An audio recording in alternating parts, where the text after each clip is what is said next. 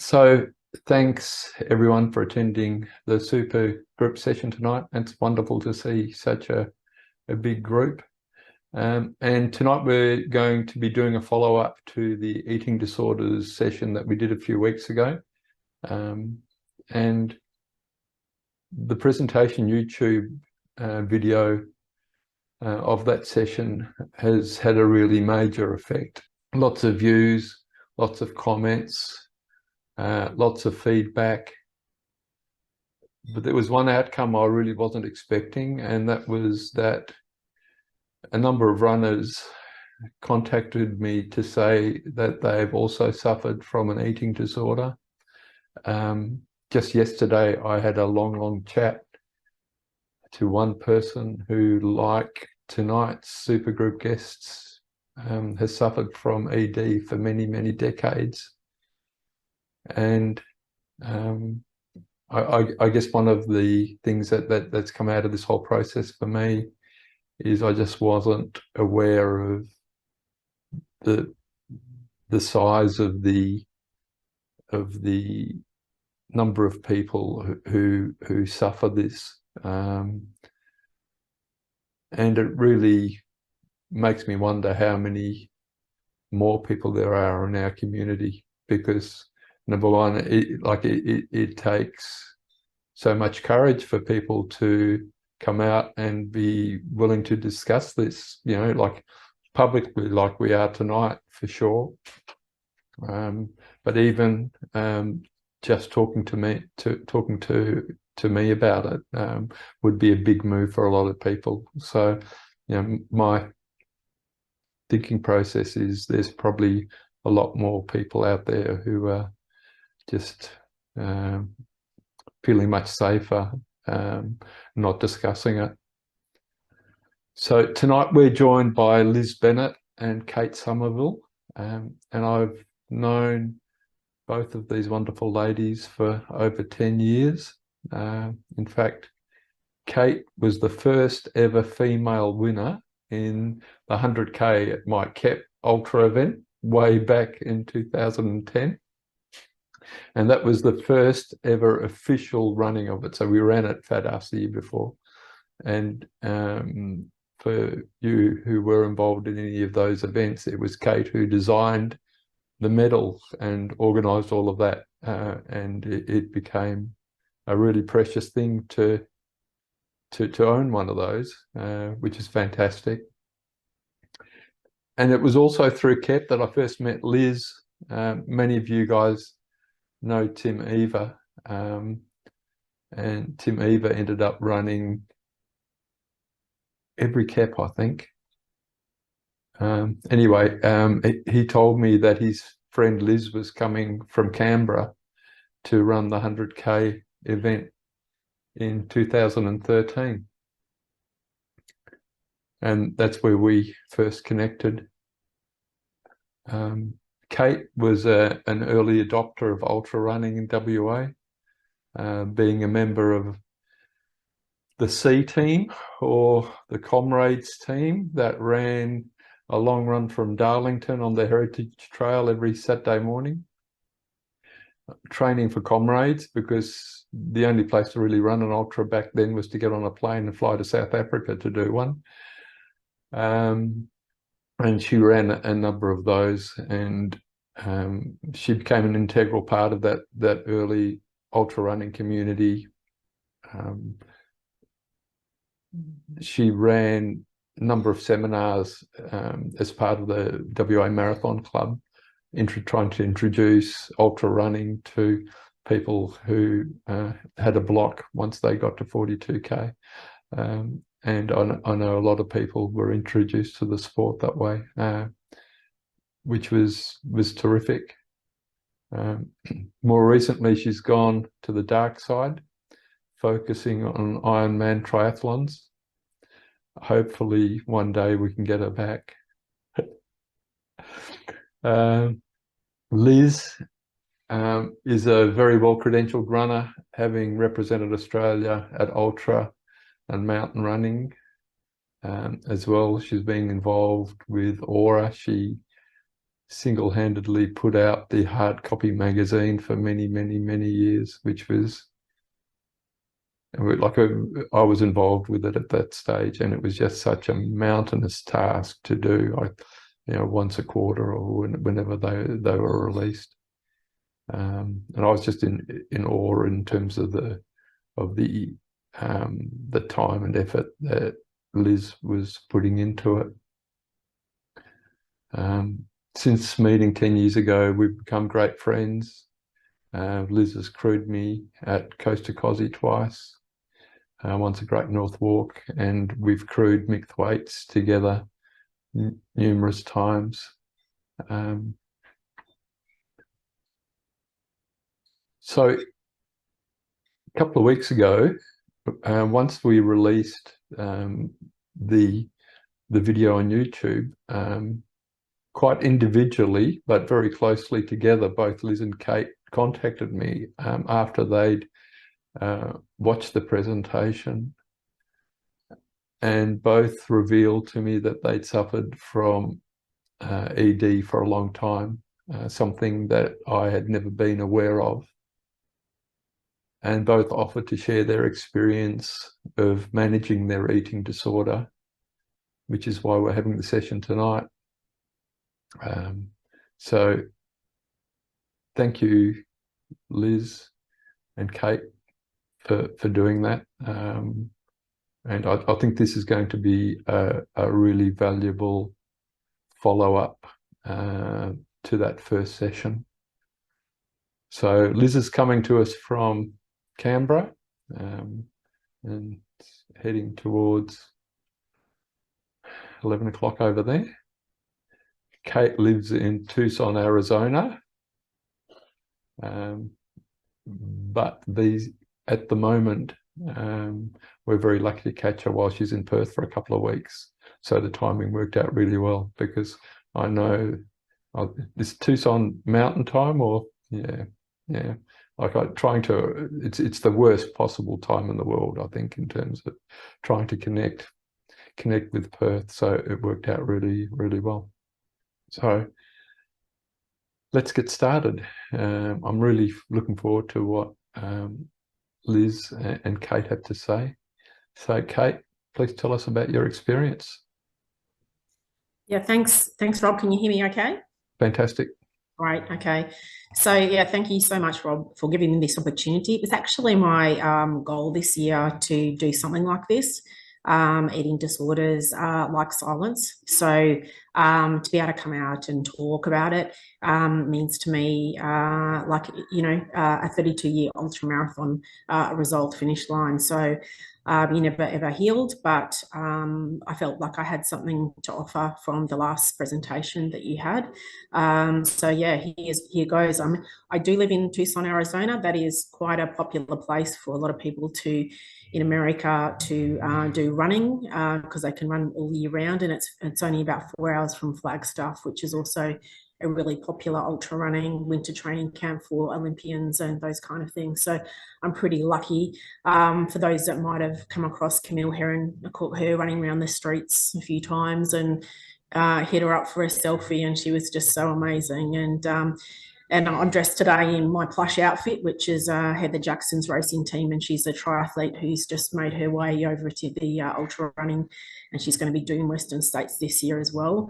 I have a lady in my team who's done the Western States, and she was really nice, and she took me to all the great places, and then she helped me run from No Hands Bridge to past Anne Troson's house and to the finish line. So this year, I'm so excited because I've got a house at Tahoe for a couple of nights, and I'm going to go volunteer. So I think the best way to get back into these things is sometimes go to things like that, and then you kind of get a little bit of a virus. So cool. The other thing I just wanted to add is, like, I'm not with the kind of running group this is with I've also done a little bit of meditation. I have had a friend who got into having a kutia, which is a spiritual place in Rishikesh in India, and she invited me to come over. And most people thought that I would be more capable of running 100 kilometers and being silent for 24 hours. But I did manage to do that. And I also called myself the running nun because we had to wear this white outfit, but I insisted that I had to run every day next to the Ganges. So I ran in, I looked like the flying nun. I called myself the running nun. So if anyone who remembers that TV show, I'm showing my age now. But moving into sort of the eating disorder history, I mean, I guess I started, the event started when I was at 19 at uni. And at that stage, I was, winning the junior triathlon series, and I had a boyfriend at the time who told me I looked like I was putting on weight, and it just instantly started then. It continued badly for 10 years after that, and I was doing quite a bit of sport and rowing, and which is weight-based and those kind of things. I never really thought it was very serious, but at that time you could never investigate what serious was. I have spent a fair bit of money at the dentist since fixing up my teeth. And also because of that, I've really never learned what hunger is or what portion control was or how to fuel properly. In 2008, I started Weight Watchers, and for the first time, I learned what portion control was and hunger. And still today, I really struggle. I don't know what hunger is. I know what full is, but I don't know what hunger is. So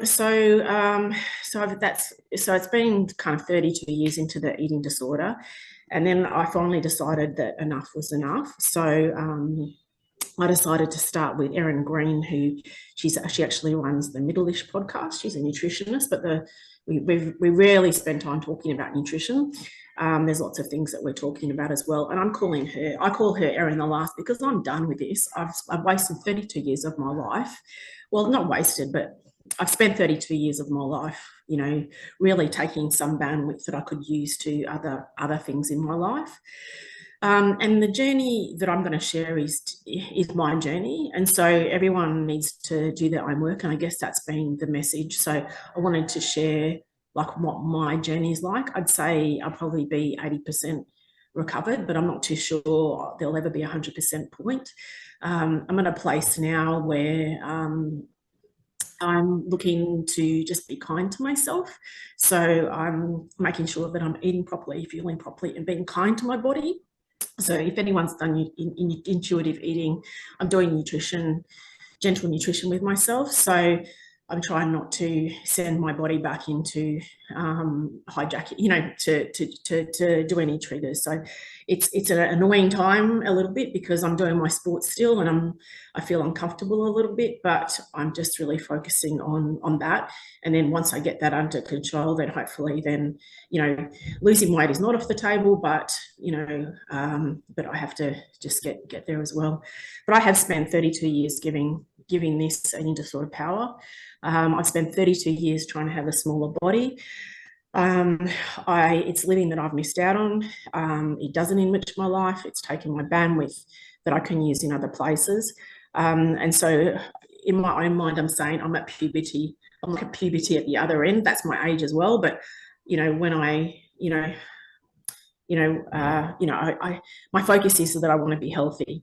The things that I wanted to just cover a little bit here, when you've got a complex problem, there's never any silver bullet. And so what I wanted to share is my 10 points. When you have a complex problem, one or two things isn't going to solve it. Sometimes you've got to have an absolute suitcase. So I wanted to share 10 of them. And I've got a whole lot of references there. Rob can share them later as well. I've sent him this pack. But okay, number one, you have to be ready. I don't know, I can't remember how many times I've tried to fix this or do it, but it is hard and it takes time, and society is going to be against you every single step of the way. People say to you, people make comments about people judge you, people want you to be doing diets, people want you to be skinny. So you just absolutely have to be ready, and you have to be absolutely prepared to put out to not listen to what society is saying. And so for me, I'm working with Erin Green, who also runs the Middle-ish podcast. So she does pretty good. So that's lesson 1. Lesson 2 is don't eat your emotions. So I guess I've learned over the years, anytime something gets hard or it's difficult, I go into guilt and shame, and then I eat too much or I drink too much, or doing those kind of things as well. So especially with mind-focused running, there's a really amazing book called Dear Universe by Sarah Prout. And, if you do get, I'll find that I look at the emotion that I'm feeling. I just like create that space, look at the emotion that I'm looking at, and then I look for the opposing, a more positive emotion. And then there's some little sayings that you can say. So in terms of trying to just create that space and then give yourself some mindful moments, that's really good as well. I also use Headspace. I find that really handy. And I especially like when I'm heading into races, there's some really good pre-race ones that really focus my mind and get me ready for a race. So the next one is point 3, which is no diet is the best. So, and that is that I think even when I was working with Erin, I come back every few months and say, okay, what about this diet? What about this diet? What about that diet? And at the end of the day, no diet is going to work. For me, no diet is going to work. And so, Erin tells me you earn food by being alive. Earning food through exercise is flawed and damaging. So I think the best tool around that is things like intuitive eating by Evelyn Trebois, and she's got 10 principles around that. And that's a really good, place. You can listen to podcasts by them. It's a really good workbook to looking through that as well. Step 4, tool 4 is about exercise, and exercise can be a magic bullet. So I've actually recently only discovered that training for weight loss makes you hate your training. So even when I've been really busy at work, and then you're trying to do like a lot of training, you end up just getting so stressed. And so when I've got a really busy week at work, I just go, feel my soul, feel strong, enjoy my training for what it is, you release all of the stress around it, and then do my work. When my work's not so busy, I can focus on my training, do a little bit harder and all that kind of stuff. When I never realized that I was training for performance and then training for weight loss, and then they were smashed together, and then I hated it. Now, and this is just a recent one after all years of doing stuff, I'm really realizing every session, am I feeling my soul or am I doing something specific? So the other step 5 for me is a comment that I say, which is I hate race photos. Everyone hates race photos. You're busy, you're being strong, you're breathing in and out. No one likes their race photos, and that was a big thing that I had to realize. But what I do when I go to the gym, I always make sure that I wear fantastic outfits. I go shopping, I make myself feel really strong and fantastic. And then I just have gratitude for what my body can do, because I'm out there. And there's so many people I know that are injured, that can't do this all the time. And at least I'm out there and I'm still doing it. So gratitude and acceptance. Number 6 was, and this is also a really big thing for me. So there's a thing called thin privilege. Don't hate the skinny runner. So, for a very long time, I've thought, oh my goodness, I don't have enough control. I wish I could be anorexic. I wish I could be skinny. All those people are so skinny, and even when I'm looking for podcasts to try and heal myself, I say, I don't want a podcast for a skinny runner who's got, reds. I'm looking for a chunky runner who, or a chunky athlete that's got lots of problems losing weight, and I want to know what they're doing and what their issues are. And so I went there for a while, and I was really, really hating on the skinny runner. But then I got really sad because I recently read Good for a Girl by Laura Fleshman, which is just out. There's also another book called Brave Enough by Jessie Diggins, who's a cross-country skier. And then there's also a YouTuber called Ali Ostrander, who's a runner, and she's an ED advocate. And I just got so upset when I listened to those things, because like Rob said, there's just so many, it's so widespread.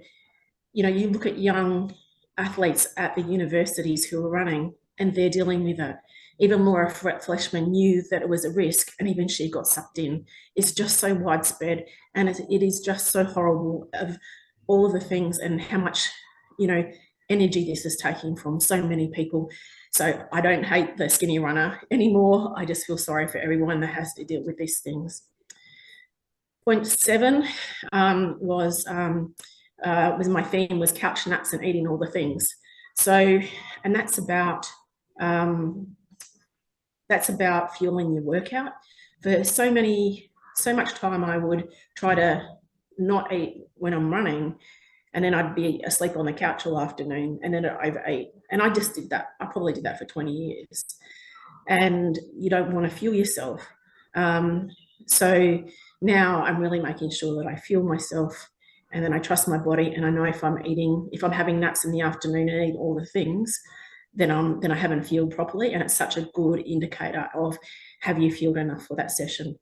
And I am doing events and runs and rides with other people, and they're ladies, and they're still just like having 2 jelly beans or not eating breakfast, and then afterwards I'm able to go around my business in the afternoon, and they're sitting there having naps and being tired.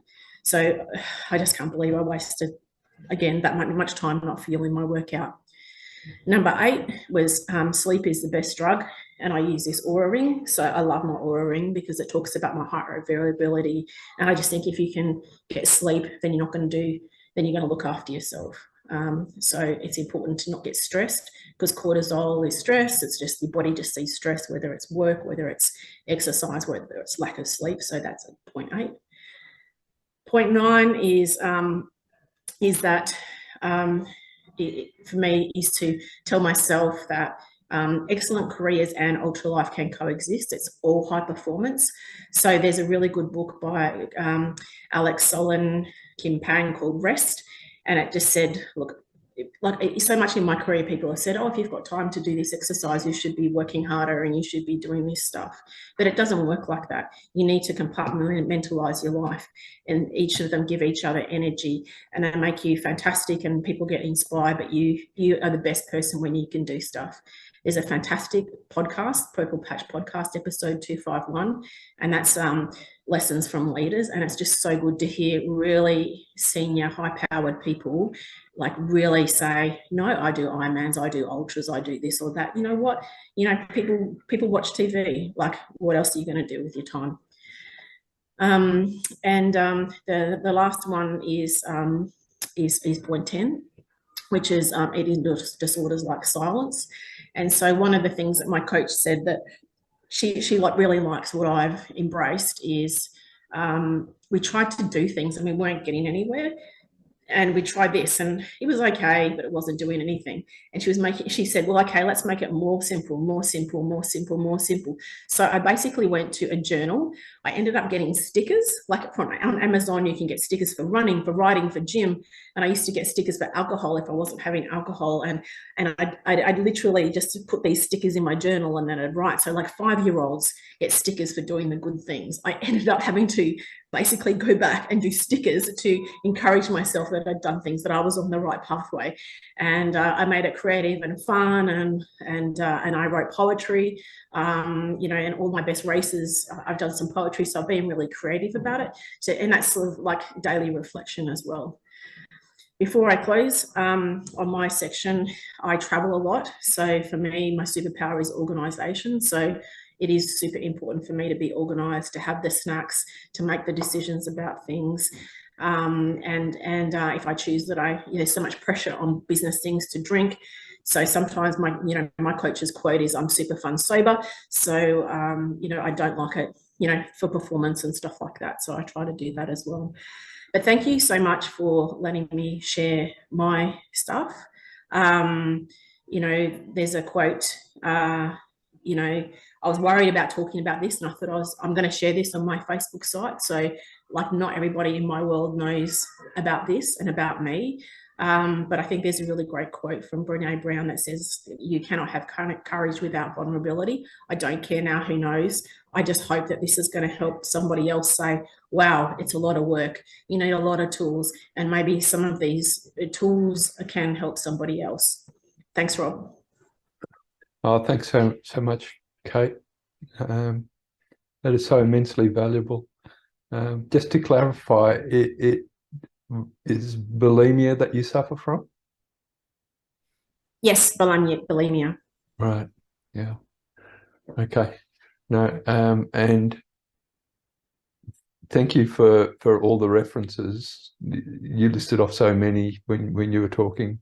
If you can send those to me afterwards, the books, the podcasts, and everything, I'll include those all in the description, because I'm sure so many people are going to want to access those. It's going to be fantastic. It's definitely going to be questions afterwards, but for now, we'll hand over to Liz. Hi, thanks everybody. Thank you, Rob. Thank you, Kate. I found your presentation really interesting because it is so different to my story. And I think what that shows is what was highlighted in the first presentation that was the catalyst for this, and that is that this whole issue is just a spectrum, and it's really broad, and it manifests in so many different ways for different people. Please bear with me if I just refer to my notes, because otherwise I'll forget what I'm saying and get a bit lost. But firstly, like often we go to these meetings and meetings at work, and we all acknowledge the traditional owners of the land. And of course, I would like to do that today as well. But mostly I'd actually like to acknowledge the runner who raised this issue in this forum to begin with. And I say that because it was brave per se, but also I just know that I could not have done that at the competitive point in my running career. I've just turned 60, and my best competitive years are a long way behind me, and I'm completely fine with that. And I'll touch on that in some of the other things that I want to say tonight. But I just know for a fact there's no way in the world I could have done what she did at the point when I was still competitive and chasing goals. So there's actually sort of like some double bravery there from my perspective. For me, my journey really started with running. I had a really happy childhood. I wasn't a messed up adolescent. I had a really great family. I had 2 brothers, and, you know, there was nothing wrong with anything in my background. I didn't have body image issues or anything as a teenager. For me, this whole thing started when I was a recreational runner, and I just happened to be getting better and better. And as I got better and better, I just kind of got drawn into that whole ideology at the time, and time and context is really important here, that being really slight was an indicator and a predictor of fast performances. I came from a road running background, and my goal was to get more and more under 3 hours for a marathon. So, you know, the first goal was to hit 2:59, and after that it was less and less. And all the girls around me were just like waifs. And it was also at the time when, like, Rob de Castella ran the Commonwealth Games. You look at Rob in those videos of him winning that gold medal, and everyone thinks, look at him, you know, he's just a sweat, skinny mess. And yet the commentators were saying that he was a heavy build for a runner, and I quote, he had tree trunk legs. So that was the context. That was the background of running for me. So we were all meant to be waifs, and it was absolutely the stereotype and what we were expected to be. And of course, the lighter I got for a while, the better I did perform. And, you know, so it became a bit of a self-fulfilling prophecy for a while. ED is obviously a spectrum. I don't actually consider myself to have been at the extreme at any point, but other people might hold a different view to that, because people's views of reality or what's normal are very relative. But for me, it was all about restrictive eating and mathematically calculating intake and expenditure. It was never about overeating. I never binged. I was never bulimic. I never vomited. I never used laxatives. I never ended up in hospital. It was none of those things. It was an absolute obsession with a mathematical equation every single day about energy in and energy out. It was just that simple, but also that complex. And of course, accompanied by that was excessive exercise, because that was the energy out part of the equation. There's a couple of examples I'd kind of like to give you to show you just how crazy it can be, and it was for me. And I thought really hard about these two examples leading in today, because one of the things that happens when you share these sorts of stories is you don't want to plant seeds for people that are on the brink of indulging in this behaviour, because it's not healthy. But at the same time, if you don't share some of those sorts of stories, you don't necessarily alert other people to what could be the warning signs that somebody's starting to head down that path.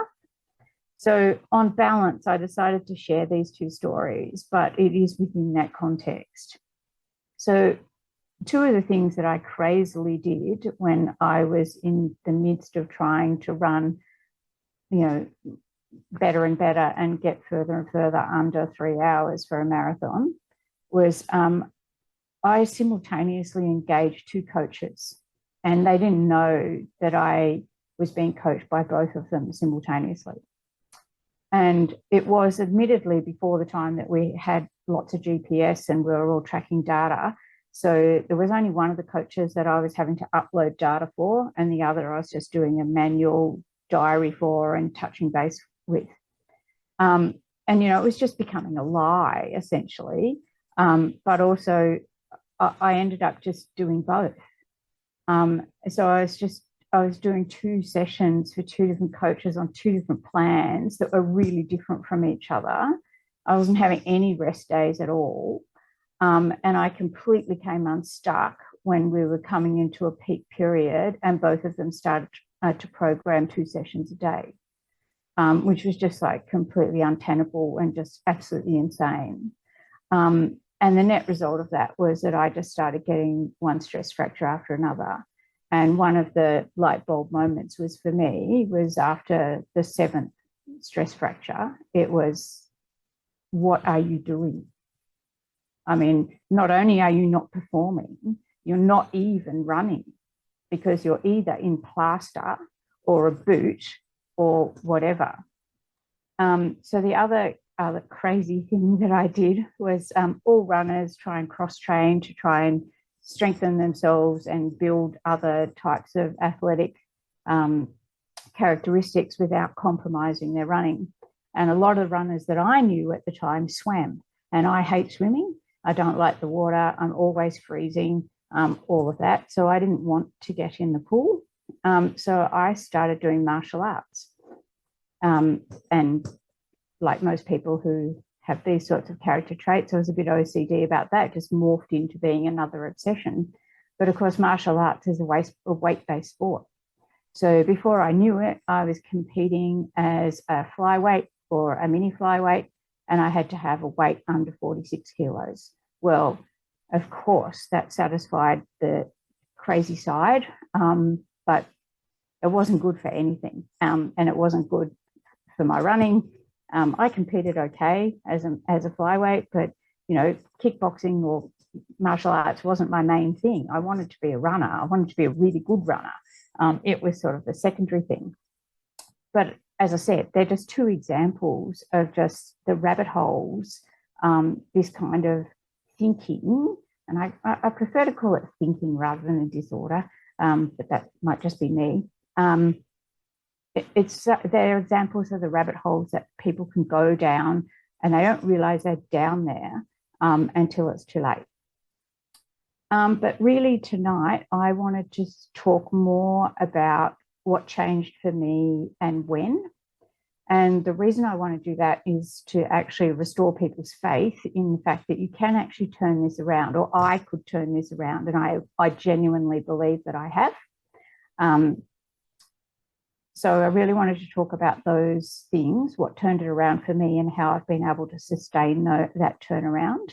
And I also wanted to talk a little bit about what it's like to crew or coach or support someone who has these tendencies, because obviously I've had the experience that I've just explained to you, but I've also, crewed extensively for a really long time. I did another one of these sessions with you guys earlier on in the year or last year, I can't remember which year it was, about crewing.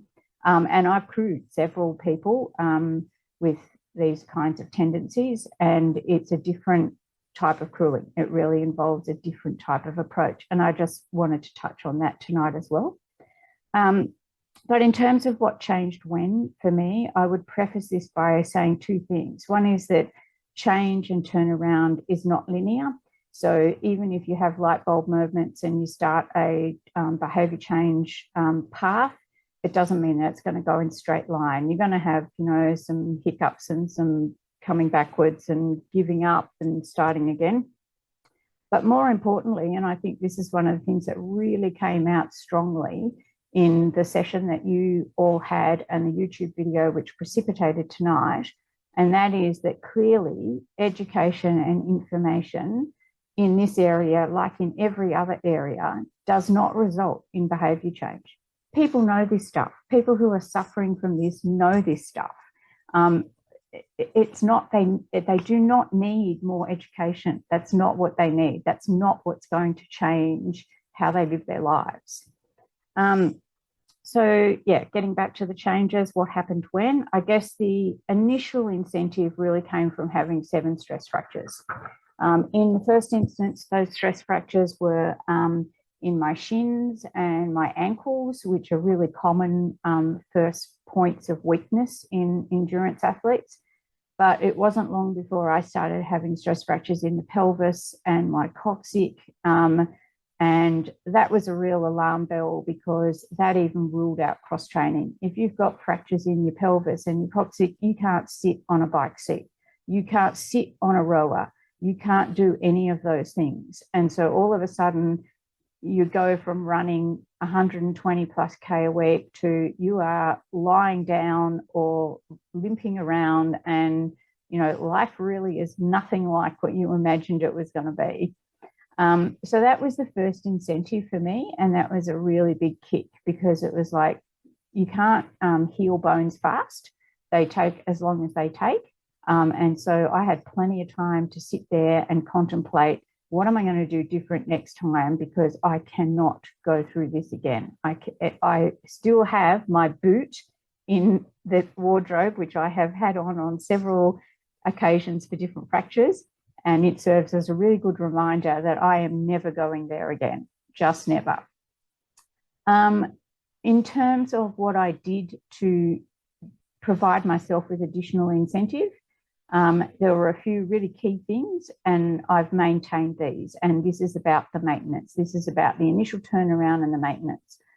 I got rid of all of my size 6 clothing, whether I still fitted into it or whether I didn't, I got rid of it.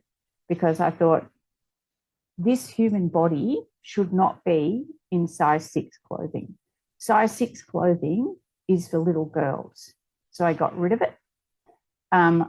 There are no scales in my house, and there haven't been for about 8 years. I have not weighed myself for 6 years. And I mentioned this to Rob when we chatted before today. I take that really seriously. So I've had to have quite a few medical procedures and surgery. And one of the first questions I ask you when you go into pre-admission is, okay, stand up so we can measure how tall you are, and can you jump on the scale so we can weigh you? And I refuse to do that. I say, it's not good for me to know that. I don't need to know that number. Look at me. Do I look like I'm overweight and a cardiovascular risk under anaesthetic? Well, if I am, you have to deal with that. And me standing on the scales is not going to give you any more additional information, and it's just going to be bad for my head. So I don't weigh myself. In terms of eating, I have the most boring diet in the universe, but it works for me. So I essentially eat the same breakfast and the same lunch every day. And dinner is probably a mix of sort of 5 or 6 different recipes in my repertoire. But because I do it that way, 2 things happen. One is I make sure that I do it and I get nourished. And the other one is I don't ask myself the question about what I'm going to eat or do I want to eat it. And I don't have to make any decisions about portions. It's all just there, and I don't open up that avenue for me to think about, because there's only a one-way street when you start doing that. So those things have really worked for me.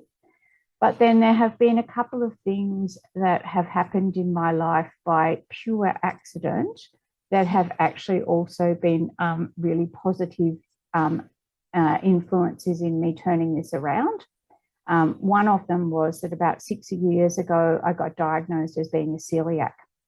And a celiac is an autoimmune disease where you can't eat gluten. If you eat gluten, it's like, it's not an allergy. If you eat gluten, you're eating poison. And it has an inflammatory effect on the gut, and there's a whole range of other problems that come from that, as well as the fact that it is a risk factor in a lot more serious conditions, including things like stomach cancer, etc., etc. But it was a blessing in some ways for me to be diagnosed in 2 ways. One is that it gave me something else in my diet to be obsessive about, but in a positive way. So then everything shifted towards being well nourished in a way that was going to be good for my celiac. And the other thing that was good about that was that it actually told me what was going on in my stomach. So I had a lot of tests and a lot of endoscopies, etc. And it was established at the time that I must have had untreated celiac disease for many, many years. But because I'd been undernourished, because I'd overused anti-inflammatories, I had a stomach ulcer that was unhealed, and it still remains unhealed today. So it's probably been unhealed for close to 10 years. And that's all bad. That's all bad.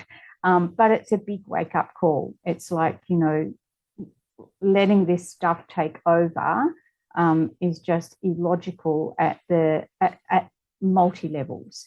And so that really rang additional alarm bells. 2 other things that occurred by coincidence that had silver linings, although they weren't good per se, was my brother died very suddenly and in terrible circumstances. And I was intensely sad about that.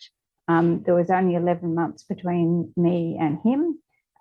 We had always been good mates. There was there was nothing for me to think that he was going to die when he did.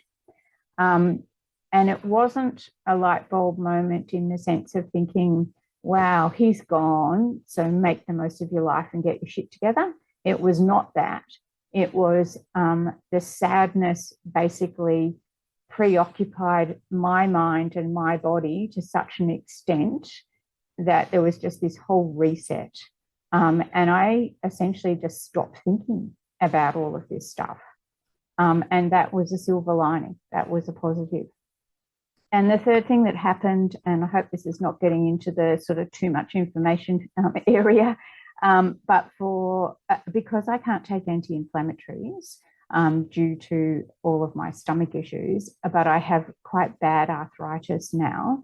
My doctor was trying to find another way in which we can deal with my chronic pain. And the doctor said that she had recently been to this research symposium at which some papers were presented where it had been demonstrated that a side effect of HRT was that it helped alleviate joint pain associated with arthritis. And she suggested to me that I go on HRT. Now, I'd always resisted that. I thought, I'm all about natural. I'm all about, you know, being who I am. I don't care if I get old. I just want to do it in a dignified way. I don't want to put artificial stuff in my body. What a joke. I'd spent all these years taking anti-inflammatories. But anyway, I said, okay, I'll try this HRT. She said to me, you really have to give it a decent go. It takes a while to get into your body and to be sensitized. Some women find that they have a bit of bloating and fluid retention initially. The research shows that that subsides. Please just be patient, give it a shot. It was on the tail end of all of the grief with my brother, and I thought, what is there to lose? I gave it 6 months, and I have to say that I have not felt so well for about, well, as long as I can remember, 20 plus years. And I'm sure that HRT has been a really big part of that. Now, I know other women have other experiences. I'm not here to say that mine is the only one to be had. I know that some people find it really difficult. And paradoxically, I'd had the easiest menopause ever because I'd been amenorrheic for 30 years. So there was sort of no menopause to go through in a sense. So it was a bit paradoxical to be going down the HRT path. But I think in lay terms, one of the things that it did was nourish my body in a way that hormonally, that it hadn't been nourished for a very long time. And I feel well. I don't know how else to say it. It's sort of like, it's not a revitalizing, and it's not a big zing, and it's not a Prozac. It's I just feel well, more well than I have for a long time. So those three things, the celiac, my brother passing away, and the HRT, on top of my natural coming to, I'm sick of this, I don't want to be fractured. All of those things together have turned it around for me. And so now I'm just maintaining those things. I maintain the boring diet. I don't open the question up to myself. It's like a training program. This is what you eat. This is when you eat it. Just do it. Just do it. Have I got a few minutes to talk about crewing and supporting? Yeah. For sure, yes, definitely. Because I actually think that's more important. Oh yeah, no, I'm looking forward to it. All right. So from my own experience, and also from having crewed a few different people who have had this psyche, I do have a few insights there. And I would preface this by saying that at least one of the people who I have crewed still does not accept that this is an issue for her. She just would say or couch it in terms of she's a fussy eater, she's got a small stomach, feels sick whenever she eats anything, so doesn't couch it in these terms, and that's fine. That's her that's who she is, that's how she sees it. But with anybody who's got these sorts of issues, my first recommendation would be to have a really frank conversation with the person, particularly going into an ultra event, about how there really is this internal competition in that person's self between wanting to maintain an energy deficit, because that's what keeps weight low or enables you to continue to lose weight, versus putting that on the shelf because you have to be, just in terms of the maths and physiologically, you have to be nourished to a certain point in order to be able to keep going. And that means in order to be able to perform at whatever level, whether that is just to finish or whether it is to excel. So it's about having a conversation of, so which of those ones is more important? Now, if you're just going in an event to have the experience and to cruise along, to spend a lot of time walking and enjoying the scenery, well, then maybe you can indulge that little inner voice more and just do the minimalist stuff with nutrition just to get yourself through the experience. But if you're out there to really give it a good hard go and to finish the best you can or to compete at a high level, then the conversation has to be more sharp about, well, maybe this is the point where for 24 hours or 36 hours or whatever it is, you have to put that aside. You have to put it in the shelf, or you've got to put it in a cabinet and lock the damn door, because otherwise you're not going to get what you want out of this experience. And crew, coaches, loved ones, they can only help the person over and above the point to which they help themselves. So that would be my first comment. And I say that with the greatest of sympathy and empathy for people who struggle with this. But I think one of the things that also happens is that people pussyfoot a bit too much about that. You know, what do you really want? You know, which is the priority out of these two things on this particular day? And I think it's fair to have a fairly, you know, sort of fairly sort of strident conversation about that. I think the second thing is about having two basic rules. The first basic rule is that we can argue over nutrition later in terms of what the food intake looks like. But the one thing we're not going to argue over, it either has to be agreed before you hit the start line or all bets are off, and that is hydration. Hydration with electrolyte. Now, that's not going to be enough to get you through an ultra. We all know that you've got to eat real food. But if you're not hydrated with sufficient electrolyte, you'll be in hospital a lot sooner. So that's the first non-negotiable rule. The second non-negotiable rule is, and this is obviously going to be race specific, but that at certain aid stations or certain kilometre marks or certain points in time, there has to be regular intake of food. And that if the runner's not prepared to do that, then the conversation is, well, as crew, coach, support, we'll do our best to support you, but we can't pull a rabbit out of the hat. And then it's about choosing foods that are most palatable, the ones that they like, saying you don't have to eat a lot of it, but let's at least go for minimal quantity. You've got to have something more than electrolyte and water. A flow on to that, I think, is about reality checking. So I was saying this to Rob before we met tonight. One of the runners that I crew for, who I didn't know had these issues, unbeknownst to me, before I started crewing for her, and I was co-crewing. I was like the backup crew, so she'd had more conversation with the other crew members beforehand. But, you know, halfway through an ultra, she's going to the toilet more than she should have been going to the toilet. She was eating foods that we knew were palatable for her, and it turned out that she'd taken a bunch of laxatives before the start. So, you know, warning signs and reality checks at aid stations. Have you taken anything? If so, what and how much? Have you eaten what you were given and that you took in your pack? If you don't tell me the truth, I can't help you. It doesn't matter what the truth is, even if the truth is not what I want to hear. If I know the truth, I can work around it. And some truths are important if you end up in an emergency situation. So please don't lie. I think those sorts of frank conversations are really important.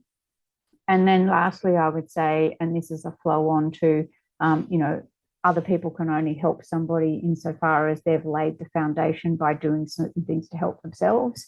And that is, look, if the wheels fall off completely, we're going to be there to hug you and say, we know this is really hard for you.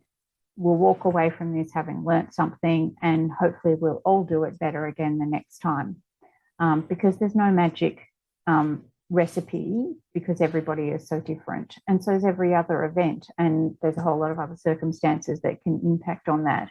But I think they would be my main takeaways from, you know, having been in events myself and also crewed for several people, some of whom have been really clear about what goes on in their heads, and others who there's signs there, but to them, that's not what this is. It's just that they're fussy or they're nervous or whatever. I think that's it, Rob. I'm sorry if I've gone on a bit too long. No, every minute was worthwhile, Liz. Thank you so much. That was just terrific in so many ways in terms of sharing your own experience. But then, like you said, absolutely as important is your experience with working with others in ultra events, and knowing how to manage that. And obviously everybody's going to be different, but yeah, no, fantastic. Thank you. I've got a number of questions. Kate, the dietitian that you work with, and you obviously really respect. Is she a specialist in eating disorders? And if so, if somebody has eating disorders, is it of significant value to work with a dietitian like that? My dietitian is trained in intuitive eating, which is healing relationships with food. So it is just one method. So that's what she's trained in, to do that.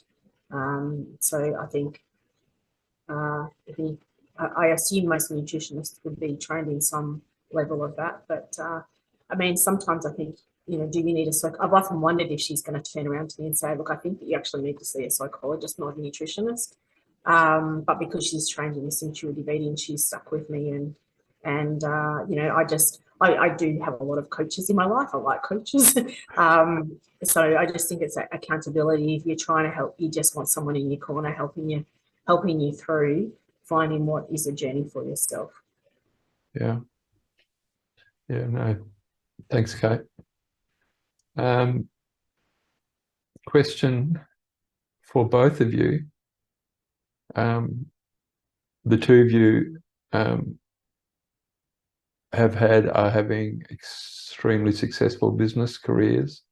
What I see in the other people who have spoken to me about their eating disorders is that background is very, very much the same in those people.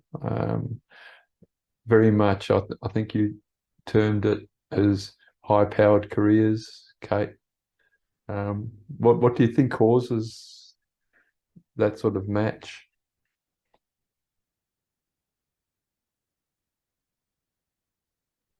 I think from my perspective, I think that's right, Rob, and the research definitely supports that. It supports that people who tend to have this kind of attitude or this psyche are high achieving. And I think it's because it's essentially a form of OCD. And people who, are really dedicated or successful or high achieving in careers are often like that with their work lives as well. It's just a different form of being addicted to, doing better and better, or, going higher and higher. But actually, I think that there can be a positive flip on that, in that, an additional strategy for me in sort of maintaining, not going down that rabbit hole anymore, is that I love my work. Most people my age and in my field of work are retired, and I have no intentions of doing that. I love my job. It's a really hard job, but I think that it satisfies what is perhaps generally or generically, a desire to do things that are hard and to do things better and better. I don't know if Kate thinks differently. I think there's a lot of truth in that, Liz, in terms of it's a form of OCD, those kind of things. But I think as well, you put so much pressure on yourself, whether it's in your work, in your sport, that in my work I definitely had imposter syndrome, and I felt that took about 20% of my bandwidth. Just questioning yourself, not having the confidence that you needed to, and then I got to a point where I realized that wasn't helpful, and I really did a lot of neuro-linguistic programming kind of techniques to give myself the confidence that I'm okay. And then I realized that, well, I've got another 10% in my eating disorder stuff, because it's how I've coped. Like you're trying to find things to keep yourself going, to keep yourself high achieving. So these are coping mechanisms, like sport. An addiction of sport is a coping mechanism, and then an eating disorder becomes a coping mechanism. And when you do it for 32 years, as I've done, it's a really, really hard habit to break. And so you've got to, so again, you can use those high performance techniques to try and say, okay, I'm going to nail this. But, unfortunately, it's as I've discovered, it's not one thing. You've got to have an entire toolkit and really work at it. But luckily, because you're high achieving, you can apply it to that. But something goes funny in your brain. And yeah, it just people from the outside look at you and see what you're doing, and yeah, it does take control. So it does take a long time to recover from that. Yeah. No, thanks, Kate. Liz, you talked about, or you mentioned that you thought that it's not information that sufferers need, and I get that, because the people I work with eating disorders, or the person is absolutely like that, right? So and I think it's very easy for people on the outside to be offering advice like, if you're going to run, you need calories. But like I said before, the people suffering this are highly intelligent people, and they know this information absolutely better than anyone. And offering that advice potentially becomes more of a problem than being of assistance. I think that's absolutely right, Rob. And I think for all people, and it's a well-established, fact within psychology that behaviour change only comes after people have gone through certain phases of readiness. And Kate actually alluded to that in what she said. And the critical turning point for most people is internally, when they get sick of themselves, enough to say, I'm not going to be like this anymore. And so all of the stuff that is coming from outside about, why don't you just do this? And this is what makes sense. What you're doing doesn't make sense. None of that brings about that internal change. The internal change is internally generated. And that's part of the problem, or the big part of the problem for most people, in that for some people that never comes. For other people, it comes at different rates and in different times, and there's different catalysts for it. And certainly for me, one of the big external catalysts was, 7 stress fractures. But even before that, I was just getting sick of being that form of me. I was just getting sick of it. But there's no way you can give anybody else a recipe for that. They just have to either get there themselves or not. And, look, psychologists can certainly help with that. But I think with varying degrees of success, because even with psychological treatment and CBT type techniques, there still has to be some internal impetus. It's not just about rehearsing a different way of thinking and then a different way of acting. Doesn't answer the question, in terms of helping people who are trying to help people. But I think it does answer the question in that it helps to explain to people who are sitting on the outside why it's so difficult to penetrate the brains and the behaviour of people who are stuck. Yeah. Along a similar path, you talked about your friend who doesn't admit having an issue. Does information help that? So that's an interesting thing, in that I think that information helps people if they want to hear it. But if they're in denial and there's nothing internal that's giving them any impetus at all, then those two things collectively work against any form of behaviour change.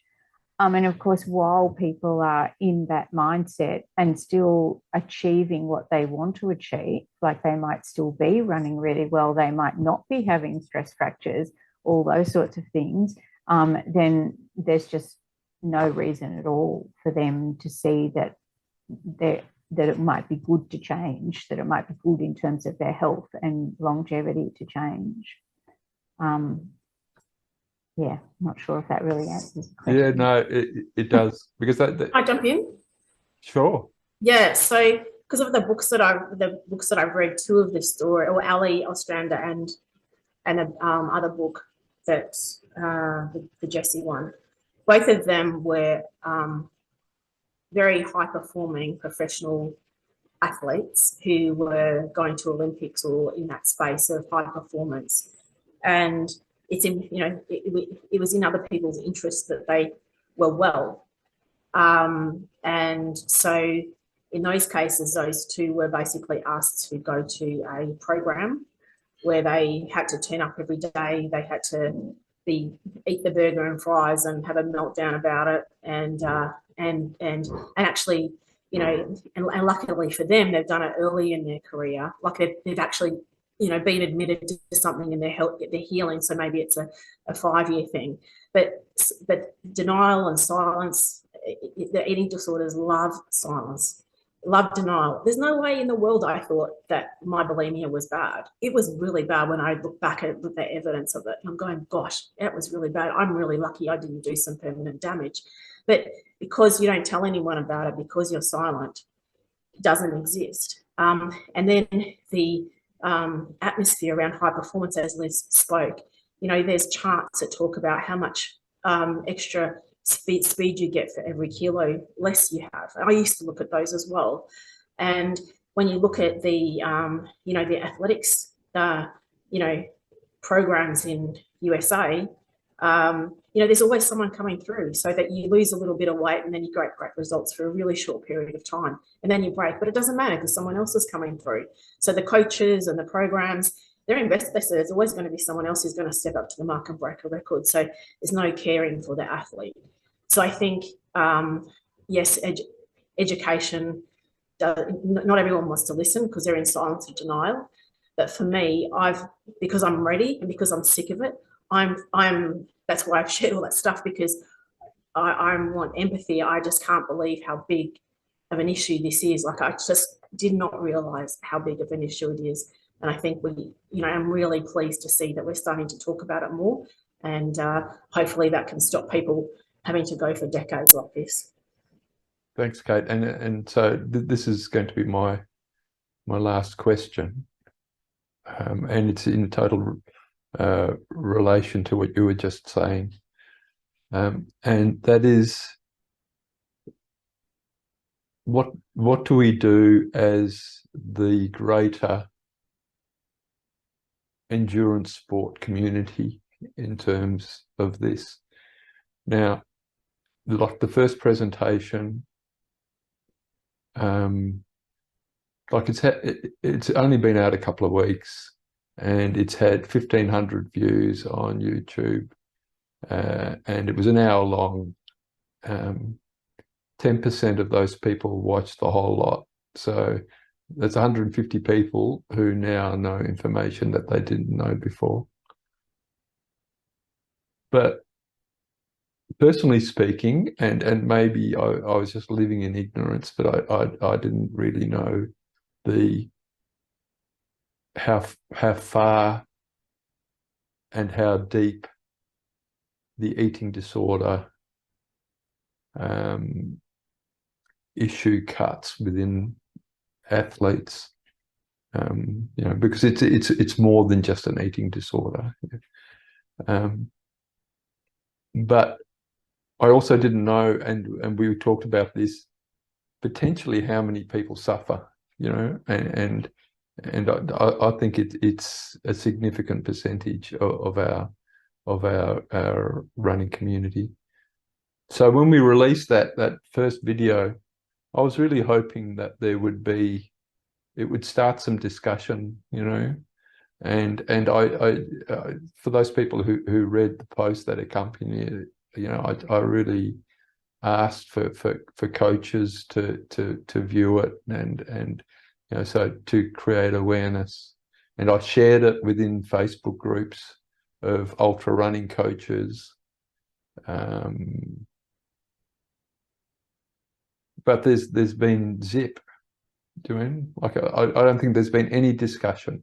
Nobody's gone far out. I didn't know this was taking place, and I need to know more so I can better be aware of you know what, you know, some of my athletes are potentially going through. There's just been zip. So I'm quite passionate about, I don't know, the community just becoming more aware, and you know, like we've had 3 people now totally open up about this, but in terms of having an effect, you know, it's just minute what we're doing. What are your thoughts? What am I perhaps hoping too much? I don't even know. I think probably the great majority of people don't care much and won't invest the hour to watch it. And those same people won't have spent the hour watching this either. What do you think, Kate? Well, Laura Fleshman's book, Good for a Girl, has gone nuts. And so because I'm really open to listening about that stuff, I can see that it's going on other podcasts. She's been on all of the other podcasts that I listen to. She's been a guest. She's in really high demand. So I think there is a conversation about it. And then I recently heard in the American NCA system, they're not allowed to weigh anyone anymore. So they've passed rules that you can't weigh someone. And so I think there's starting to be a groundswell of this. So I think we're just seeing the conversation, like barefoot running. I think this is like the 10 years ago. This is a trend right now. And I think that there's going to be a lot more conversation about it. And I'm really glad to see it because it's not, yeah. No, great. Thanks, Kate. Liz, any thoughts? Yeah, I've got a few. I mean, on a positive note, I would say that ultra running is doing better than, the traditional road racing, cross-country kind of background. And certainly one of the things that was good and part of my turning point was when my marathon performances started to drop off and I couldn't get close to, running 2:59 in a marathon anymore. That's when I started running ultras. And it was just absolutely liberating to see that both men and women that ran ultras weren't built like waifs. It was like every shape and size imaginable. And there were girls 3 times my size that were running better than me. And it was like, oh my God, this is just like a hallelujah moment. So in a way, I think we're already doing a bit better than some of those, really traditional, rigid athletic backgrounds. And another way, I think I agree with Kate. I think the conversation is starting to happen and the groundswell's there, but maybe it's just not really prevalent quite yet broadly. And I see it, I work in family violence, and I think that I see it as being analogous to that in the sense that it doesn't take long when something's this widespread for someone to know somebody who has an issue with this. Now, they don't have to be a runner. You only have to go to a high school and you're going to see a large number of high school kids that are suffering these sorts of thought patterns around food and body image, etc. So I think that is happening there. And then I think how you get over the hump of, coaches and other stakeholders being more engaged and being more open about it or outspoken about it, it is more difficult because they do see it in the law. When we don't want to deal with something, we always say to the person, that's a matter for you. And I think that that's what they do. They say, that's a matter for you. It's an individual thing, sort your own stuff out. Whereas I actually don't agree with that. I think that it's a societal problem. But I think that that's where the lag is, that there's going to take some time before there's much more of a collective sort of approach to this. Fantastic. Thanks, Liz. Guys, last chance for any comments, questions? Sorry, Rob, I had a couple of quick comments. Sure. Thank you, both of you, for your presentations. Kate, I love your sticker journal mention. That just sounded fantastic. And I really look forward to seeing your book list. That sounded amazing. And Liz, I just wanted to say, I think your comments about making eating as automatic as you can, so you're not thinking about what and making decisions every day about what you're eating, how much you're eating, when you're eating, that makes a lot of sense, I think, and it was good to hear that. And Rob, I was just going to say, in answer to your last question, I think, you know, it comes back to Venerable Sunyo's comment. You just keep gradually turning up the heat and trust and be patient that the ripples are going to go out there and change will happen. That is such a great comment, Greg. And so for people who weren't at last night's session, we listened to a Dharma talk from one of the Buddhist monks here in WA, and he was talking about if meditation wasn't working for you, and he used a simile of being in a very cold room at -10 degrees with a big block of ice, and trying to get the block of ice to melt. People would turn the temperature up 2 degrees and nothing would happen, and then turn it up another 3 degrees, so now it's 5 degrees and there's still no melting, and then another 3 degrees, so now it's -2 degrees. And what his advice was to just keep turning up the temperature, and eventually it will start to melt. And I think that is such a great comment. I think if we just keep at it, and keep spreading the awareness, eventually it will start to melt. So thanks, Greg. Cool. All right, fantastic. Thanks so much. Again, Liz and Kate. It's been such a worthwhile session, as our first session was, but this one to have as a follow-up to that, for because it offers different perspectives, and thank you for both for being willing to share your experience, and not only your experience but your advice, which I think is immensely valuable. So thanks, everybody.